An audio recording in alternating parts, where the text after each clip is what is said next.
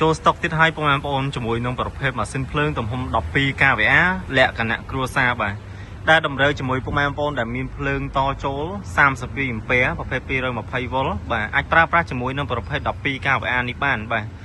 ហើយម៉ាស៊ីននេះគឺមានភ្ជាប់មកជាមួយនឹងប្រភេទអូតូស្រាប់ពុកម៉ែបងប្អូនប្រើតាមផ្ទះពេលភ្លើងរត់ដាច់អីមិនបាច់ប្រវាក់ទៅបញ្ឆេះទេគឺវាធ្វើការបញ្ឆេះដោយខ្លួនឯងបាទមុខងារអូតូនេះណាហើយពេលភ្លើងរត់តមកវិញវានឹងធ្វើការផលិតម៉ាស៊ីនដោយខ្លួនឯងបាទ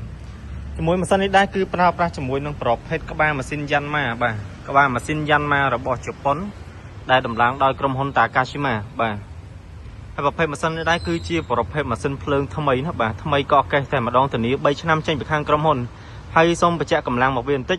បើពុកម៉ែបងប្អូនមានម៉ាស៊ីនត្រជាក់ត្រឹម4គ្រាប់អីបាទម៉ាស៊ីន4គ្រាប់5គ្រាប់អាចប្រើជាមួយ12 kVA នេះបានបាទ12 kVA នេះហើយគ្រឿងបរិក្ខារផ្ទះបាយក៏ដូចជាគ្រឿងប៉ុស្តិ៍ផ្សារផ្សេងៗគឺអាចប្រើបានដូចគ្នាណាបាទអញ្ចឹងសម្រាប់ព័ត៌មានបន្ថែមពុកម៉ែបងប្អូនអាចធ្វើការឆាតមកកាន់ page បានឬក៏អាចតំណលេខទូរស័ព្ទលើវីដេអូនេះក៏បានបាទសូមអរគុណច្រើនសូមជម្រាបលា